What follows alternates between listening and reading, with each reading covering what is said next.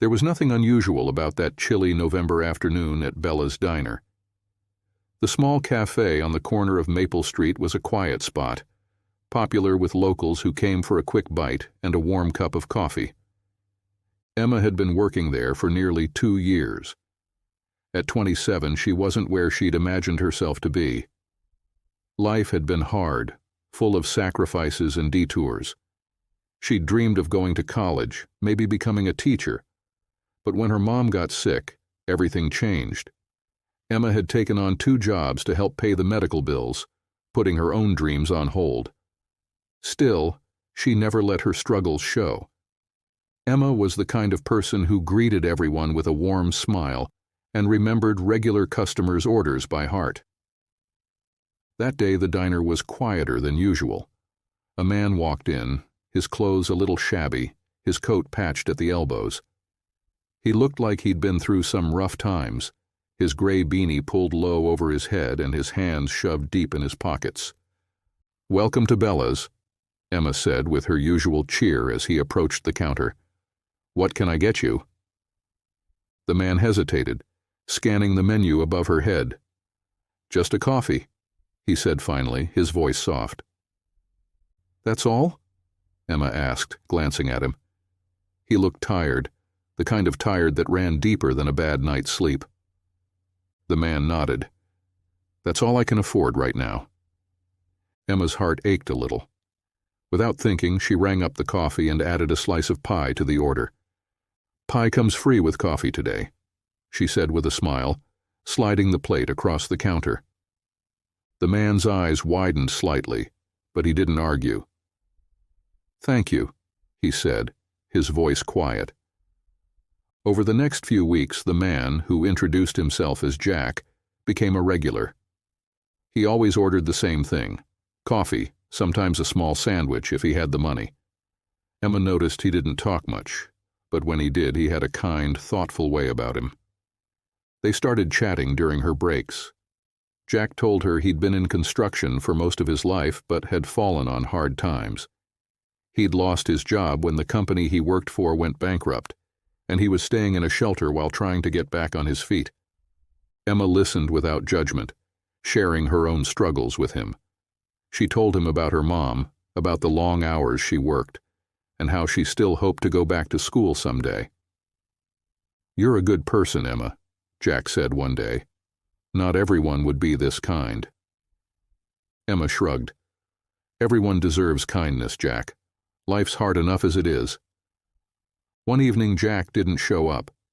Days turned into weeks, and Emma began to worry. She found herself looking out the diner window, hoping to catch a glimpse of him. Then, one cold December evening, Jack returned. But he looked different. Cleaner, sharper.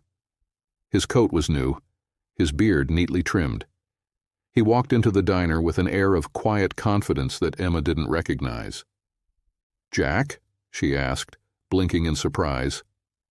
He smiled. "It's me. I owe you an explanation." Jack sat across from Emma in one of the diner booths and told her the truth. His real name was Jackson Reed, and he wasn't a down-on-his-luck construction worker. He was a billionaire, a real estate mogul who had built his empire from the ground up. For years, Jack had felt disconnected from the life he'd once known, the struggles of ordinary people. So he'd decided to step away from his lavish world and live simply, to see life from a different perspective.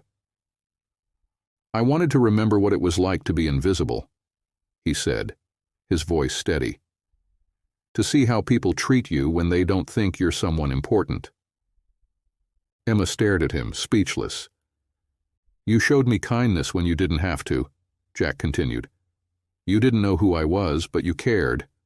That's rare, Emma." She shook her head, still processing everything. "I just did what anyone should do." Jack smiled. "That's exactly why I'm here." Over the next few weeks, Jack came by the diner more frequently, but this time he wasn't in disguise. He got to know Emma even better and began making plans that would change her life. One evening, after the diner had closed, Jack handed Emma an envelope. "What's this?" she asked, her brow furrowed. "Open it," he said, smiling. Inside was a letter offering her a full scholarship to a nearby university, covering everything from tuition to living expenses. There was also a check, enough money to pay off her mother's medical bills and give them some breathing room. Emma's hands shook as she read the letter. Tears filled her eyes. "Jack, I can't. This is too much." "You deserve it," he said firmly. "You've spent so much of your life helping others, Emma. It's time someone helped you." Emma started school the following semester. Jack stayed in her life as a mentor and friend, cheering her on every step of the way. Years later, as Emma stood in front of a classroom teaching her first group of students, she thought back to that quiet afternoon when a tired-looking man had walked into the diner. She smiled, knowing that a simple act of kindness had set everything in motion. And somewhere in the city Jack smiled too, grateful that he had met someone like Emma, someone who reminded him of the best parts of humanity.